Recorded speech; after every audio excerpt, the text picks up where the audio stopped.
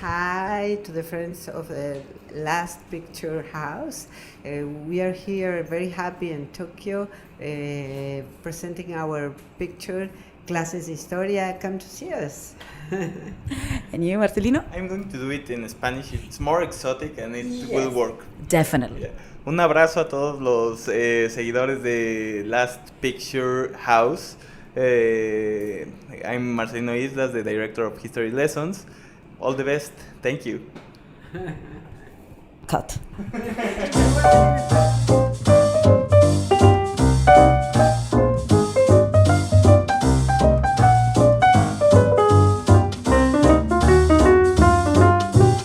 Hello and welcome to The Last Picture House, the podcast that discusses films that have finally screened in Japanese cinemas. I'm your host, Marcus Lovett, and I'm joined by fellow cinephile Maria Suzuki. How are you, Maria? Very good.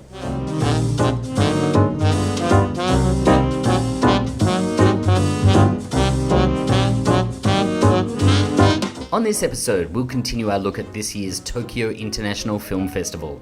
We'll be talking about Yorgos Lanthimos' The Favorite, Mexican director Marcelino Islas Hernández's History Lessons, and finally Alfonso Cuarón's Roma.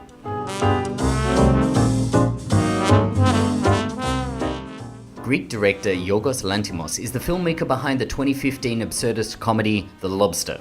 Listeners might remember that that's the film in which single people must find a partner within 45 days or be transformed into an animal of their choice. Well, Lanthimos is back with another dark comedy, this time set in the early 18th century. Maria, why don't you walk us through the plot of The Favorite? Yes, sure.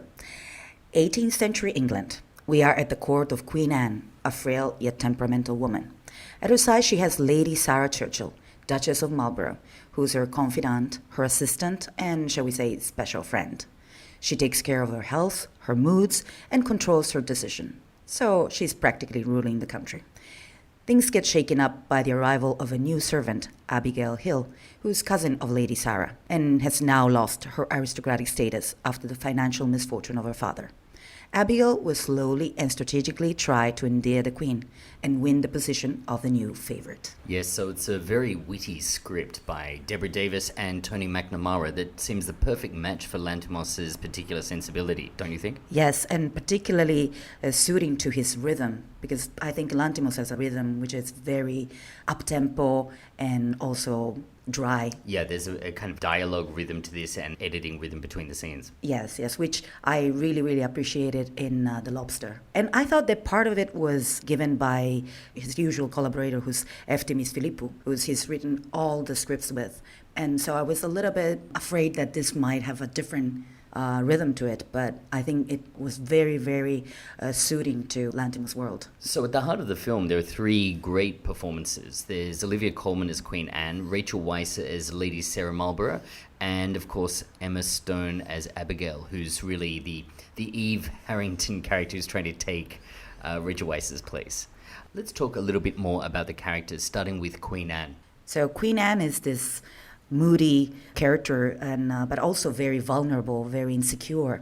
So we see her going from being almost a petulant child, wanting to show Lady Sarah her new gift, palace that she's building for her.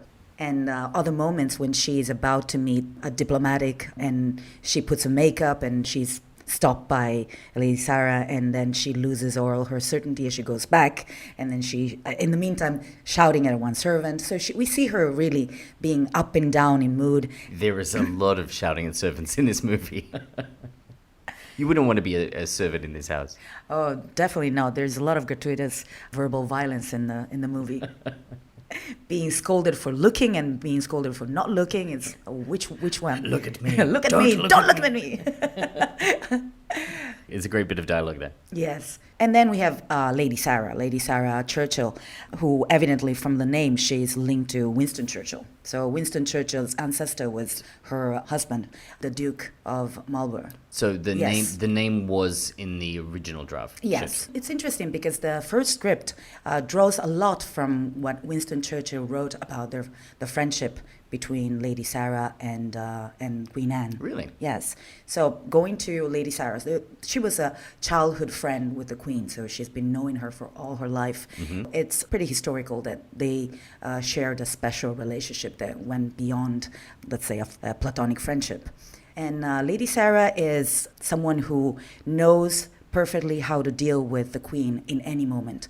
When she's acting like a petulant child, she would scold her, and when she needs political advice, she would be there and make her decide for what she is capable of, making a look at the best decision. Yes, Lady Sarah has a very particular skill set. Yes, yes.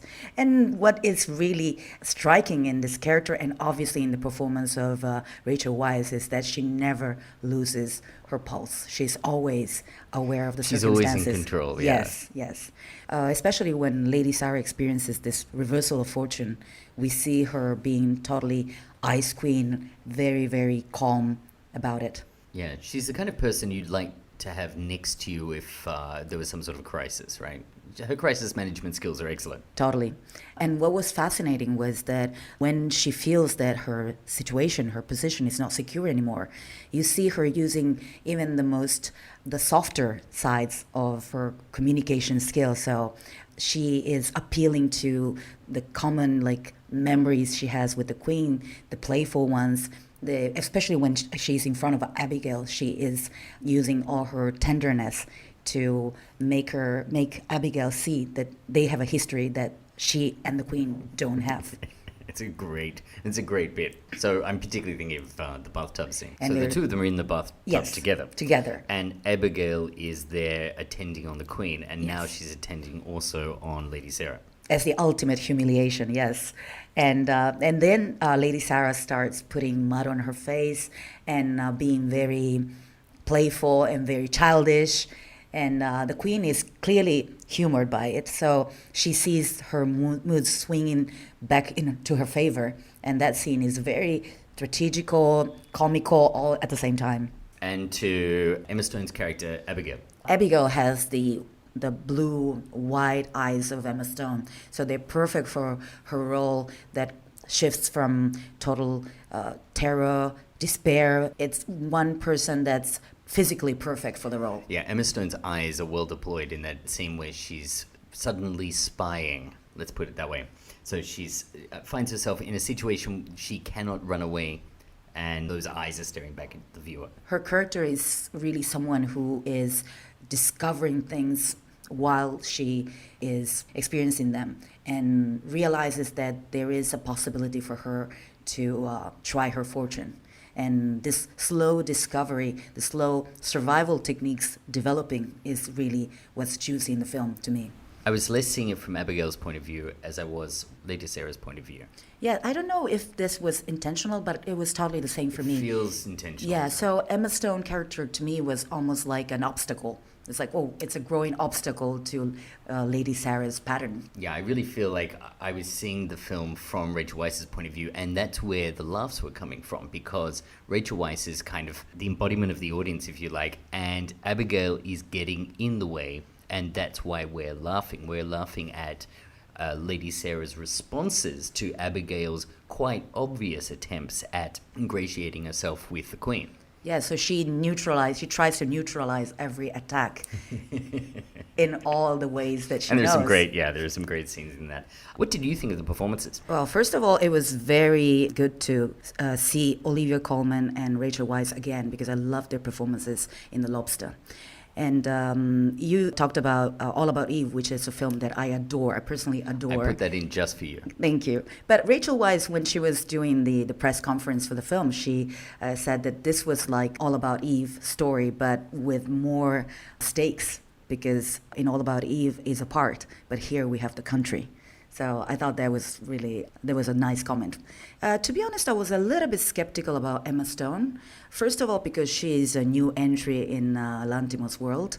And second, because my impression of her that she's always this vivacious character, American character in American movies. And this time around, I was a bit curious.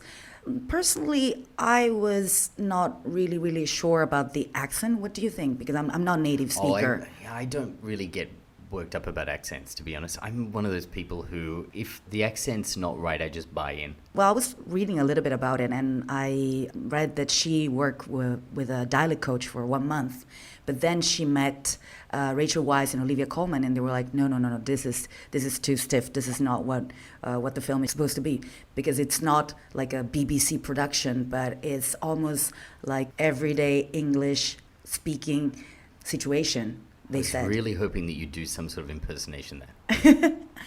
Of a BBC. Of a BBC drama. Hello, my darlings. Prithee, Sarah. Well, actually, I think that's kind of interesting. That leads to the overall tone of the movie, that you have this kind of profane sensibility. It's not holy. It's not about being true to some sort of historical record. It's more about having fun with history. So it's anachronistic. You have characters doing things and saying things that are really from the 21st century. Emma Stone, in that way, is a good fit, I think, because she brings a lot of energy to the character, but she's very much a contemporary character. And for me, the film, it's a little bit like an episode of Blackadder with a lot more money. It's trying to land the jokes, it's trying to, make the audience laugh, but also think at the same time. So you're meant to be aware, you're expected to know a little bit about what's going on with the history, but if you don't, you'll certainly be able to appreciate the film. Yes, I think the themes treated here are very universal and relatable, like power and trying to acquire influence and power on people. And also, in a way, even though love is used as an instrument, but also love and jealousy and longing. So let's talk a little bit about the look of the film. The first thing to mention is Lanthimos and his DP, Robbie Ryan, they decided to shoot the whole thing using natural light. This means that characters at times are silhouetted against windows, you can't see their features. At other times are walking down hallways, holding candles, and everything is this kind of murky blackness. For me, the choice to use natural light, obviously reminiscent of Barry Lyndon and the famous story about the NASA lenses that Kubrick used to shoot scenes with candlelight. But the other thing that I think is really interesting, and this is wholly contemporary, and it's a clear choice, is to use lots of really wide-angle lenses. The other kind of characteristic of the cinematography is that everything is shot very wide and you get the whole room. Now, of course, that allows lots of light into the camera. That would be good with the natural light, but these shots are often moving, so you will have a character walk into frame in a super wide, just off the edge of being a fisheye shot, and the camera will then pan with them as they walk across the room, and sometimes quite suddenly and joltingly, and that's a real choice. So at the beginning of the film, I wasn't sure if that was going to really work for me. But as the film went along, I quickly forgot about it. I really like what they did with those lens choices, and it's very distinctive. I can't think of another film. I mean, the last thing I saw that looked like that was probably like a Beastie Boys video in the 90s sometime. No, to me, when I saw it, immediately screamed Barry Lyndon. So, but in this case, it was a beautiful quotation. It was a beautiful homage to him. And then later on, as you said, I didn't notice it anymore because I was totally into the story and into the eyes that director and cinematographer designed for us to look through. There's some great supporting performances in this film as well. There's Nicholas Hoult, who is in Fury Road, and here he has a fantastic role as Harley. I guess he's Lord Harley, later to become Prime Minister. He threatens to run away with the picture. But the film's really about the female characters, isn't it? Yes, it's so interesting that the men, also because they wear a lot of makeup, because at the time men were wearing makeup, they all kind of look the same, which is what usually cinematography does for women. So women are basically just an age group. That is a fantastic point. Or blondes or brunettes. And here are men, so they all wear a wig. Yep. They all wear makeup, so they're kind of interchangeable. That is an excellent observation. They do look exactly the same, and they're striving to look the same. And they're striving to look the same, and they're trying comes up in the script, right? Also, they're striving to be remembered, but they're also trying to look according to an aesthetics. It sort of reminds me of the Japanese freshmen going off to the job interview wearing the identical Hugo Boss suits. Yes, and all dyeing back their hair black. Yes, totally. And talking about female characters, I think it's very peculiar that in this film, not only we have one strong character, but we have three strong female characters. what I would like to point out is that none of them are heroic, powerful women. They're trying to strive in a difficult world. No, they're all basically very egoistic, not trying to be nice women, or people, or should I say people that happen I to think be that's women. That's all the characters in the film. Yes, but in a more classic film, the choice would have been to make the women characters strive in a men's world, kind of make them worthy of being the winner in this world. In this case, it's practically three very self-driven women trying to survive, but also trying to put their needs ahead. And there's no victimization. There's no narrative that's present in all powerful women kind of movies. Absolutely. No fucks are given in this movie. Oh, no, not at all. So I don't know about you, but I was waiting for those slow-mo shots of some kind of animal. In this case, Lanthimos, director's trademark, Lanthimos has a duck race in slow-mo with men Yes. in makeup and wigs. It's a real spectacle. And also the other animals, the rabbits. Yeah, let's talk a bit about the rabbits, because the rabbits actually feature very heavily on the soundtrack, and you don't realize that's the sound of rabbits until later in the film when you're introduced to them. So you can Yes. actually hear them when you're in Queen Anne's bedroom. You don't know what that sound is. It just seems to be this kind of Squeaky kind of. squeaking. Yeah, I guess it's eating. I don't think it's hopping. I think it's them Yeah. eating. But there's this pervasive sound that runs throughout the film, and then at some point you kind of put it all together that that's the sound of the rabbits. Well, It's the almost rabbits, yeah, yes. it's part of the score, really, isn't it? Yes, and the rabbits are a heavy part in the movie because Queen Anne, she surrounds herself. 17 rabbits were there. 17 rabbits. That's actually the non-historical part, but it links to a historical fact that Queen Anne had like 12 miscarriages and other children that didn't make it to... Who died in infancy, yes, right? Yes. In the film, she explains to Abigail that each rabbit has been named after the lost son or daughter. And that is something that instantly humanizes a character like Queen Anne. It's a really funny film, but when we saw it at the festival, I think you and myself and maybe And one another other gentleman, person, yes, one who- other gentleman yeah. was laughing. Yes, and it was very awkward because I felt it was so comical, and I felt bad Yeah. laughing with the crowd that seems so concentrated, and maybe they thought they were looking at something from BBC. I don't know. Well, yeah, absolutely. I think there were expectations on the part of the Japanese audience that they were going to be seeing something that's, maybe something more like a BBC drama, as you said, and instead they're watching a man being beaten with rotten fruit while dancing naked, wearing a wig. Or a man holding a duck. It's full of just, if you just see the as pictures, it's one absurd picture of the other. Yeah, there's a lot of Peter Greenaway in there. If anyone remembers in the 1980s and early 90s, when Peter Greenaway's heyday, Draftman's Contract and films like that, there are a lot of really striking images, and I have to think that Lanthimos knows what he's doing with those images, and they're harkening back to those really strong images that Greenaway created. I would certainly call this a real cinema experience, and this is one of the great things about the festival for me this year. The films that we saw, maybe it was just by chance, but they were all very cinematic. They were not things that you would watch on television. These are films that really belonged in a cinema. Now, here we had the rabbits making noise in this sort of 360-degree surround sound, and the sound in particular kind of lifted the film up, and you felt like you were in this creaky old house. You could hear the wind, you could hear the floorboards squeaking. There was something that I really enjoyed about that aspect of the film. You were mentioning the rabbits, but it was really a physical experience. You could almost feel that they were in the room. So the film is historically accurate to some degree, but at the same time it's full of anachronisms. There's a really wonderful dance sequence which goes up there with, the great comedy dance sequences like Ex Machina and films like that. It doesn't really need to be in the film, but it adds a lot of atmosphere. It really gives a kind of a sense of place. However, that sense of place doesn't really belong in that period. This is something I really would like everybody to see, but It certainly shakes things up, right? There's some ass slapping. A surprising amount of the plot is based around historical events. Queen Anne's gout, the fact that Lady Marlborough was the favourite of Queen Anne.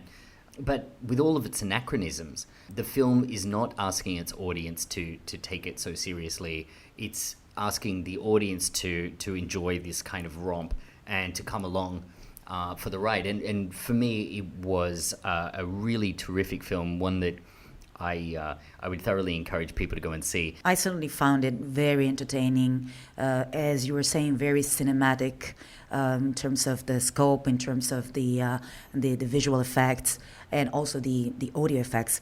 Oh, and let's not forget the beautiful costumes by Sandy Powell that we all remember from Orlando.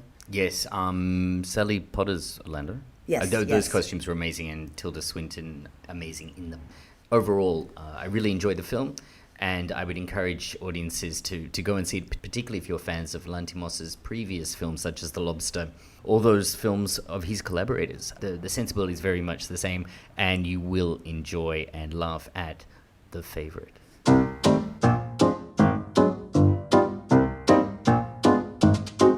So let's move on to our second film, History Lessons. Maria, walk us through the story.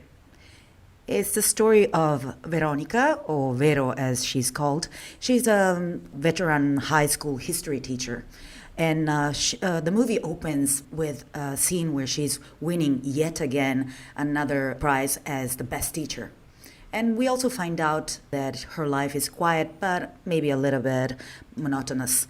And we also, early on in the film, find out that she is severely ill, even though we don't know the details.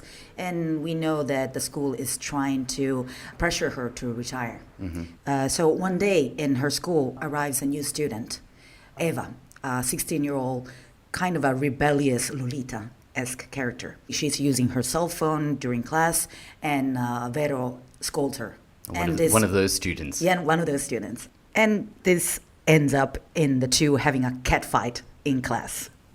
But the next day, surprisingly, Eva shows up at Veronica's house. She says to apologize, but then she's like, "Can I come in?" And Eva starts explaining why she is being kicked out of the previous school, and she basically wants her to help her to take care of her unwanted pregnancy. And this develops into an unlikely, odd, but very, very beautiful friendship between the two. The two of them drive on outside Mexico City, and we see this very wild, rough nature in this film is portrayed very, very beautifully. So it sounds like it's a film which develops as you're watching it. You don't really know what it's going to be about. Yes. You said that it becomes a road movie, and that's a little bit like what we're going to talk about with Roma, right? Yes, definitely. Tell me a little bit about this director. I'm not familiar with Hernandez. Yes, Marcelino Islas Hernández. He's a director, and this is his third film as a director, and the second time he has worked with Veronica Langer. Veronica Langer is the actress playing Vero, the teacher, and she is a superstar in Mexico. She has done movies, theater, and a lot of telenovelas, which are the TV series in Mexico. And she won the Ariel. Ariel is the Academy Awards for Mexico with the previous film she did with Islas, which is called La Caridad, the charity. And here Islas returns to focus on middle-aged women and women who have kind of monotonous, predictable lives, and something happens in their lives. In the previous films, there was something dramatic happened to them. And in this film, it's much more using the director's words, joyous events bringing transformation in the character's life. And in this case, I would like to talk about the incredible performances, first of all, by Langer, who is having like a physical transformation during the movie, because she starts hanging out with 16-year-old kids. So she started putting on makeup, she started dancing, drinking, and even being mischievous with a 16-year-old. If it were me, I would be feigning illness. I would be doing everything to stay away from them. Everything to be with them, of course. And the transformation is very subtle. It's not something that she does from one day to the other. I think Islas is very good at show don't tell, because we can see this friendship, the longing to spend time with a friend that Veronica has from little scenes, little details. For example, one thing that's really characterizes Eva's character is that she really loves Coca-Cola. So she brings Coca-Cola every time she goes to visit Veronica, and she's really savoring her Coca-Cola. She opens it and she drinks it with very, almost like a voluptuous thirst. One scene, she is with her Veronica is with her family, and her daughter is, she comes back from her house because she's breaking up with her husband, so she brings her kid, her son, and the son wants to drink Coca-Cola. And previously at Veronica's house, they never had it. And suddenly she's like, no, I will go out and buy for us. And we know from that moment that she wants to see Eva. She drives Mexico City to go and see Eva. And I think you were lucky enough to talk with both the director and Langer at the festival. Yes, I was lucky enough to meet them at the Tokyo Film Festival and ask them some questions about the film, about the inspiration to this film, and the way Islas works with the script. Great, well, let's roll that now. Well, I'm Marcelino Islas Hernández. I'm the director of Clases de Historia, History Lessons, and I'm very happy to be here at Tokyo. The film had a great reception from the audience, and I'm very, very happy now. Yeah, I want to cry. Tell me about the film, how the idea first came into your mind. I want to make a film of light. A feel good film. Yeah, that's what my first idea when I started to write the script. A film about living, about live and enjoy life. This film has incredibly beautiful images, and it makes you feel a lot of nostalgic feeling for cinema. How is that? I think it's Hans Bruch, the director of photography, made a great work in the film. And the locations where we filmed, all the locations are very near to me. The school, for example, it's a school that my mom owns, and I went to that school and go back. And now, as a filmmaker, it was great. The house, it's in the neighborhood where I grew up. Yeah, I think that's the reason. Speaking of the great female role that we've seen, we have here Veronica. I'm very happy to hear. Thank you very much. Arigato. And you portrayed a very beautiful female character. How was writing it? I love to work with female characters. I love the sensibility of women, and it was great because I worked with Veronica Langer, who is my musa, my muse, yeah. And I wrote the script for her, and I really love the way Vero can translate my feelings and my reasons for filmmaking into her character. You were telling me that you're also a teacher yourself. Yes, I teach at the school where I studied, Centro de Diseño, Cine y Televisión in Mexico City. And I teach film analysis there. So did you show this to your student? Yes, my students were very good for the film because I showed them a lot of different cortes, different versions of the film, and they say, "Oh, maybe this, maybe that," and it's great to have that chance. Oh, great! So you had the input of your students. Yes. That's very interesting. So how is your process in writing, particularly for this film? How was it? I said, the idea was to make a film about living and to embrace life. That was la premisa, the premise that I got in my mind, and that's the start. And then I start typing, and after that I realize what I'm really doing. Yeah. So how was playing this character? Well, it was great because we worked a lot together before making really the film. We worked a lot.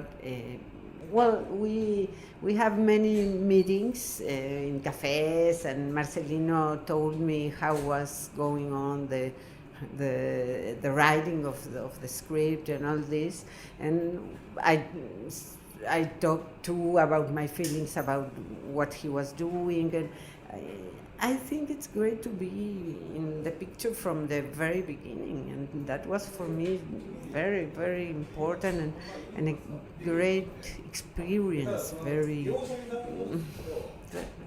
fine experience. Okay, and you were telling me you conducted that interview in the smoking room at Roppongi Hill? Yes, it was the only time that I could talk to them because they had a very, very hectic schedule with the films and meeting journalists and meeting the staff of the festival, signing a lot of posters, etc. Let us mention the other character, the character of Eva, which is kind of a rebellious, disruptive character that's always present in Isla's film. So there's the protagonist and there's this other character that's, the name is the same, it's always Eva, and it's played by different actresses. In all three films? In all three films. And in this case is a newcomer. She was one of Mexico's most famous influencer. So he found her on Instagram. So it's her first time on cinema, Renata Vaca, but she is great. So I hope that she will continue this career in cinema. And not just sit there on Instagram. What was the audience reaction at the festival? I think it was tangible that everybody was moved about the story of these two different women that start out from two different worlds, but then ends up sharing this incredibly beautiful friendship. And should we expect the film to get a release here in Japan? I really, really hope so, because this film has an important message for everyone who is maybe a little bit lost in their lives. But they sound like they're breaking cultural norms in the sense that teachers and students shouldn't be I hanging think out together. You know what? I think that it would really speak to a country like Japan, where all these norms are really respected, are also so important. So I think this would really give a chance to rethink things. And also, there's an incredible variety of music also. You hear Mexican pop, Mexican electronic music, rock, and at the end, obviously, thinking about Mexico, death metal too. It does sound like it would play well to a Japanese audience. Yes, definitely. I think this movie would do incredibly well here in Japan. First of all, because the majority of the audience for cinema is female.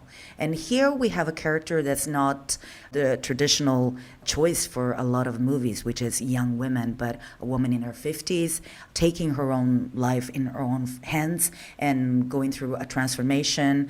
So I think that the film's message is really, really positive.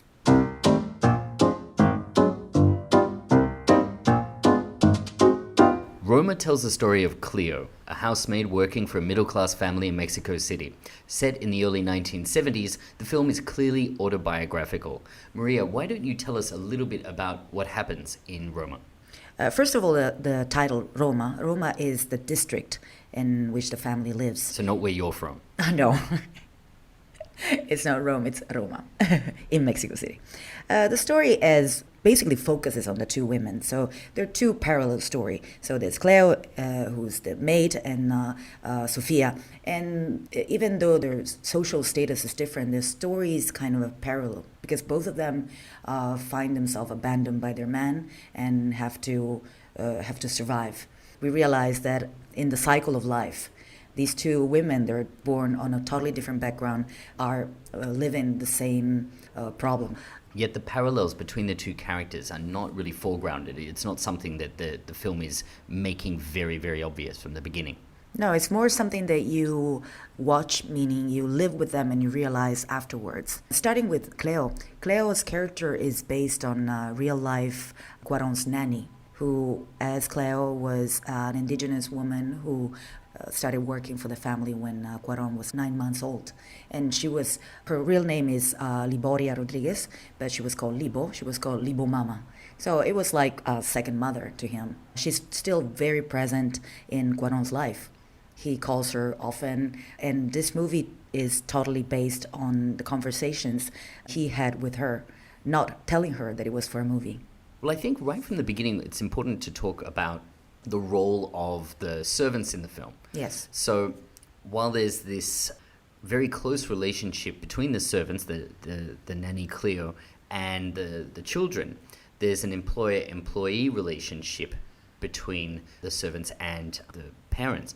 And that tension, that difference between the relationship of the children and the help and the relationship between the employers and the help, I found that really striking. That contrast is one of the things that I think gives the film its I hate to say this, but it's humanity, because you relate so much to the characters when they're not being treated in the way that they should be treated. I think it's a very important point to Cuarón himself. I think he wanted to kind of go back in time and not fix a reality, because it's not something that you can fix, but watch it on a different perspective. There's definitely a guilt there that growing up with someone who's paid to look after you must have actually been quite awkward as Cuarón got older. Yes. Having a live-in maid is very common in other parts of Asia, not so much in Japan, but in Hong Kong and Singapore. India, yes. And this is a world that's unfamiliar to me, but the film makes it familiar. And again, that's one of the things that really drives this film, is the sense that you're relating to somebody who you may not have ever had the opportunity to come into contact with, but it really does bring this life to you and make the pressures and the tensions of that life very clear to the viewers. Yeah, Cuarón said that he realized something that it's so obvious, but for him at the time was not obvious, that Cleo was, in his case, Libo, was a person. So had her own thoughts, her own problems, her own life. And I think this realization drove him to do something that's not nostalgia. That's why I think the film is different to anything that is a chronicle of your days in your childhood, because it resets what happened in your life, your childhood, into the eyes of the modern you, the modern man in this case. Yeah, there's definitely an adult perspective looking at childhood experiences here, and it works very well because you're coming into it looking at events unfold without necessarily recognizing them as nostalgic, but you're recognizing that these things are a part of growing up. Yes. No, it's looking back to things that happened in your past, in your childhood, and recognizing there are aspects of it. They're not necessarily positive or right even, but not walking away from them, just resetting them in a different, wider perspective. That's so right. That you can see them. That's right. This is an incredibly honest movie. Yes. And that's one of the reasons why I think it struck audiences so hard. The festival audiences, and obviously people are now catching it just prior to its release on Netflix. Yes. But it's that honesty that I think people relate to. And I think your point about it not being nostalgic, it would be nostalgic, I guess, for anyone who grew up in the early 1970s in Mexico City.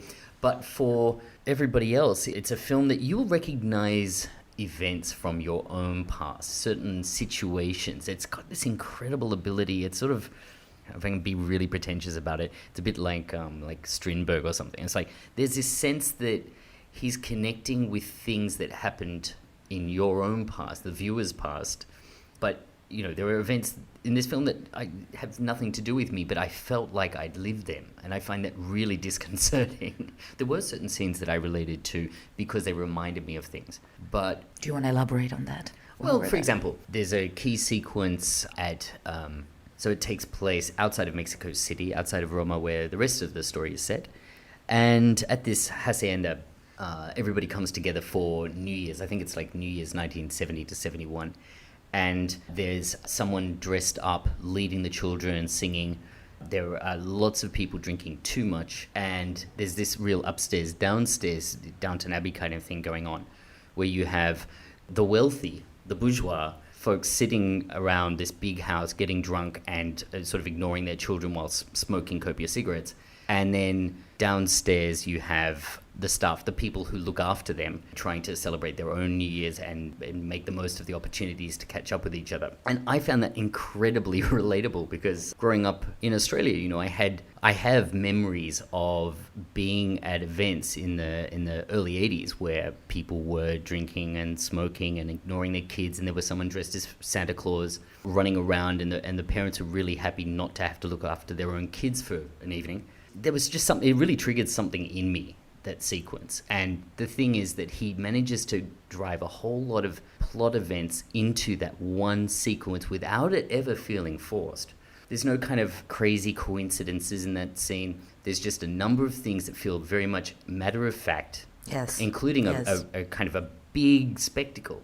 But it all feels absolutely matter of fact. Like, this is the way it happened. Yes, I think the magic of this film is not a succession of events and you have to keep track of the events and being surprised or being emotionally upset by any of this. It's more like Cuarón here, I don't know, he feels like he stole the recipe of life. He reenacted life itself, because things happen and you're never thinking, oh, this is too much. Oh, they overrode it. But you just accept it. It's like, oh, it's life. Yeah.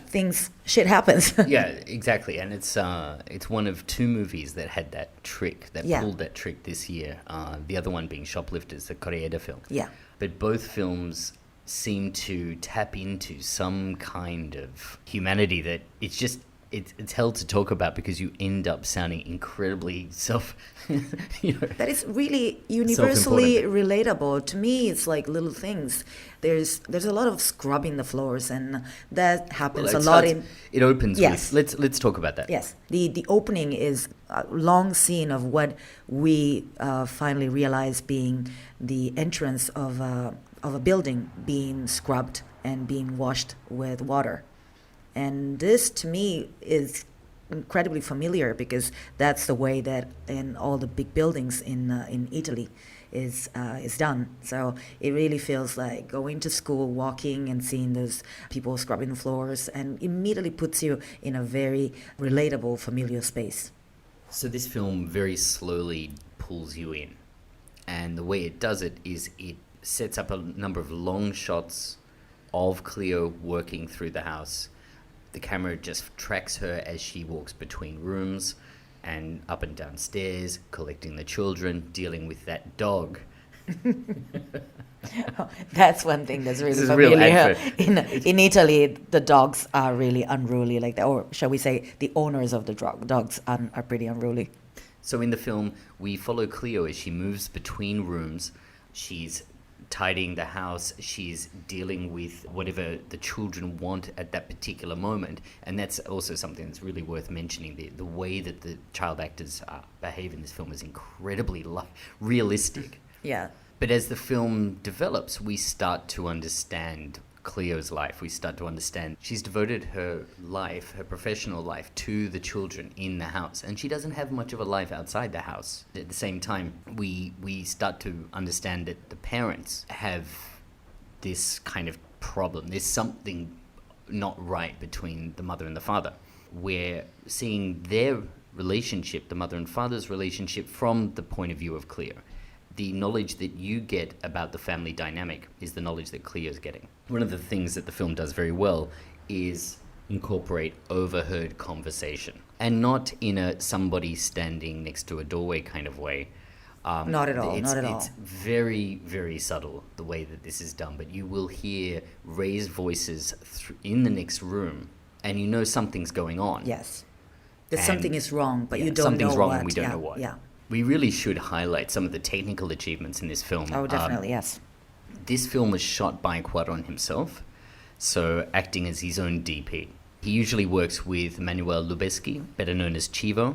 Chivo was not available. Well, was initially. I think he did some preliminary planning with Cuarón, but when they went to shoot, the shoot was going to go a lot longer than expected. So Lubezki was no longer available, and Cuarón decided to step in and shoot it himself. In fact, I think Chivo suggested that Cuarón do it himself. Now, Cuarón has shot commercials and I think TV before, but he's never shot a big film before.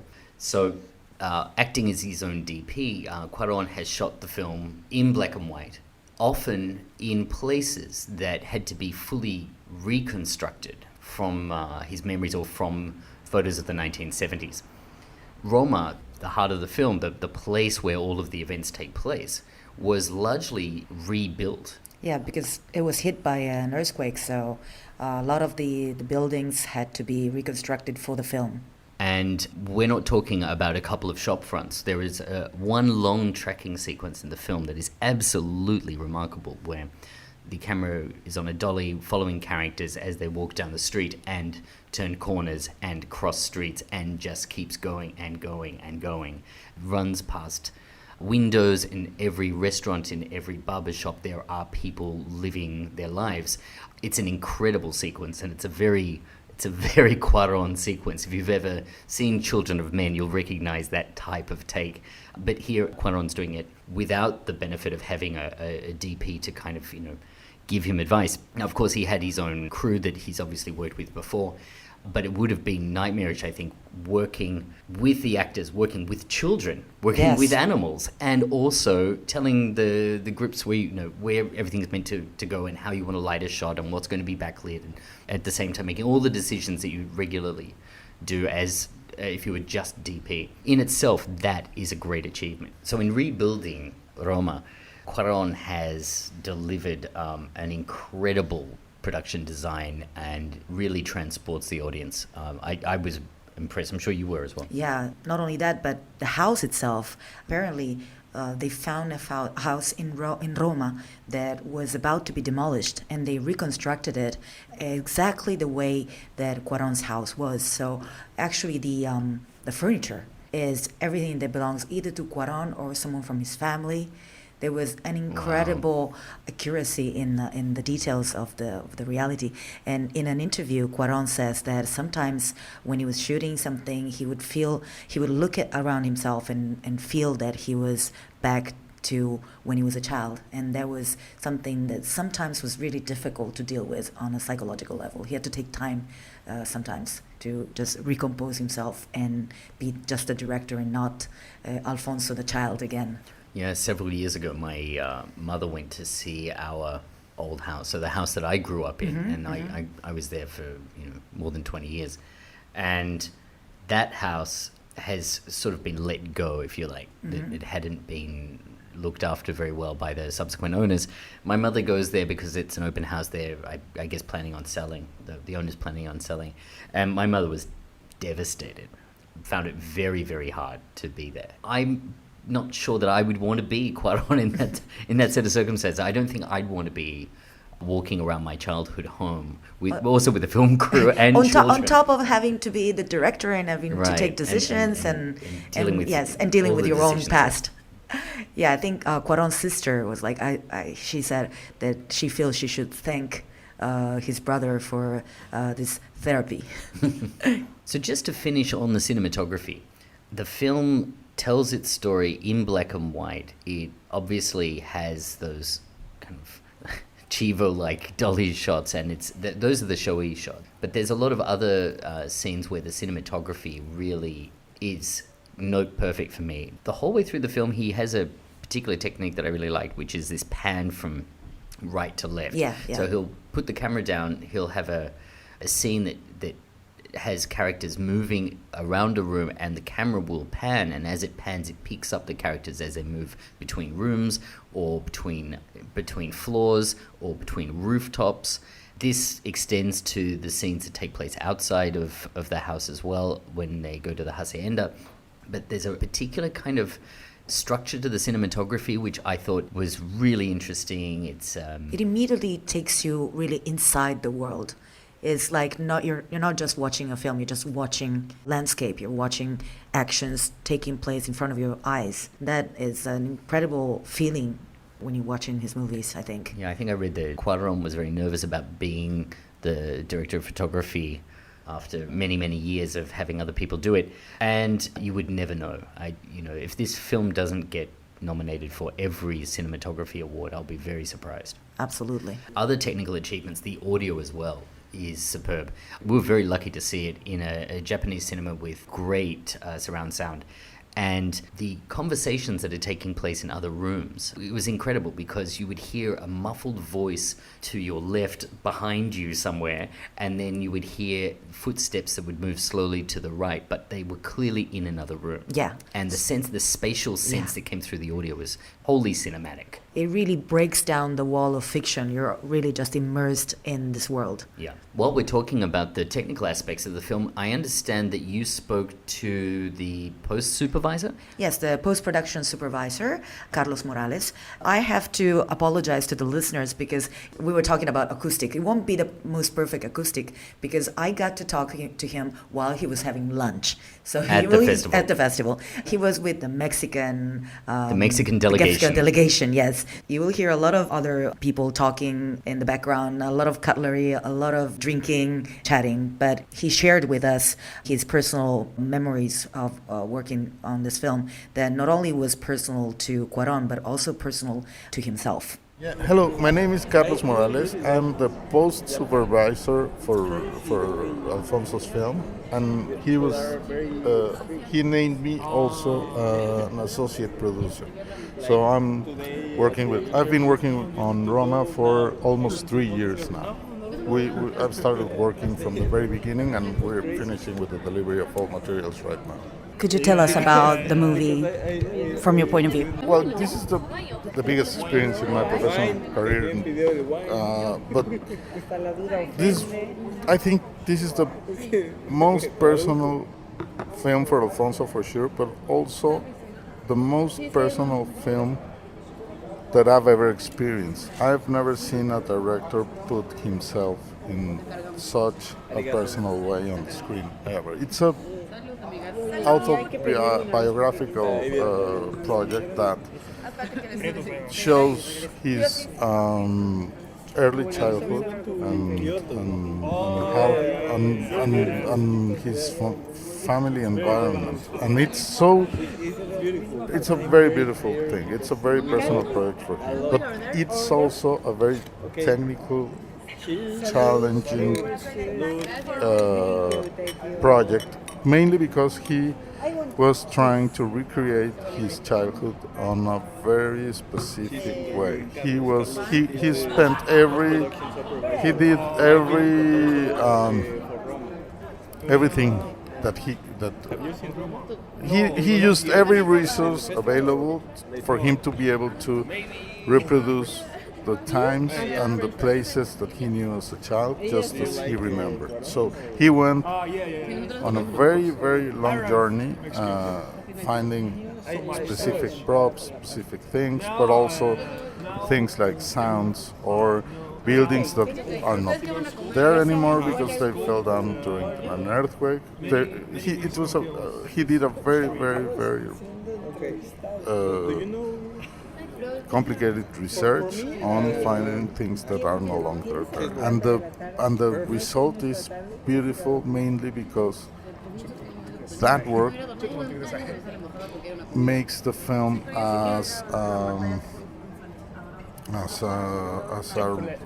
I don't know. It's a film based on memory, and it works. I think it translates very good to the worldwide public. So yeah, it's a very challenging film. Almost every shot in the film is a visual effects film. We did not only normal cleanups and so on. We reconstructed the city. We reconstructed the house. When you see the film, you're gonna notice a lot of stuff is there that is no longer part of what Mexico City is now. And the thing that you were starting to tell me about showing it here, in terms of the technical thing, that I would like to hear. Yeah, I traveled to Tokyo not just to make sure that the film was shown as it should, but my work here is to make sure that the screenings are taking place in following the technical specs that we want for every screening of the film. And I am very surprised by the quality of your screenings. They're really, really amazing. I just seen the other film that I've worked on that's on the festival, and I'm very pleased by the quality of the screenings and how you keep the rooms. It's amazing. I've never seen that ever in any other place in the world. They're great. Well, it's a very personal project for the director, but it's also a very personal project for myself. The film talks about the city where I was born, almost at the same time I was born in. So it brings a lot of memories into me. Working with Alfonso has been great because we've been able to speak a lot about how Mexico was during those times and what the difference is about between those times and what we're living now, and what's been better and what's not. And I think the film has a very universal message about love, about family, and I think it's going to resonate very well with the audience in Tokyo. Thank you. So he works for Netflix? Yes, he was in Tokyo to supervise the screening of the films at the festival. And he was telling me how Netflix was the perfect match for Cuarón, in the sense that a project in black and white without Hollywood stars was very difficult to promote to big production companies. And therefore, Cuarón chose Netflix. I asked him a little bit about theatrical releases, which are a little bit of a controversial point. And Cuarón himself recently, through Twitter, was sending a message to cinema owners in Mexico, because at the time, up until now, only 40 cinemas in Mexico are going to show Roma. Being Italian, I've been following what's happening in Italy. And recently, it was in the news that it would be released for 3 days only in the whole of Italy. You know, I think that this film is a masterpiece, but it can be really, really experienced at its fullest and appreciated at its fullest in a theater. I think anyone who has the chance to watch it on cinema, please run and go and watch it, because it will really enrich your life. Absolutely. You took the words out of my mouth. I was going to say, this film is certainly something you must see in the cinema. Yes. You can watch it on TV, that's fine. You can download it at your leisure after it comes out on Netflix mid-December. Yes. However, if you have the opportunity, you should certainly see it in the cinema. And I'm hoping that the rep cinemas are able to show prints of it after it's released on Netflix, because right now it looks like Netflix is keeping things very tight. They release films for 1 or 2 weeks. The story goes that The Irishman, the new Scorsese movie, is going to get 2 weeks. If you see this film in the cinema, you will be experiencing something very different to what you see on TV. Even if you have the best surround sound system, this is something that really will look and sound and feel totally different, and different. you will engage in it Yeah. in a totally different way with an audience. So Maria, I guess you'll be recommending this to the listeners? Absolutely. This is something that makes you live another life. Italian writer, philosopher Umberto Eco says that someone lives one life, and when you're reading, you live 1,000 lives. I think this is the same. This applies to movies, and this one particular movie makes you live beyond your life. So definitely. It is the definition of an auteur film. It's a film that was written, directed, edited, shot by the same person with very singular vision. It's a film that had me reaching for superlatives, and I would thoroughly encourage everybody to please see it and enjoy this incredible work.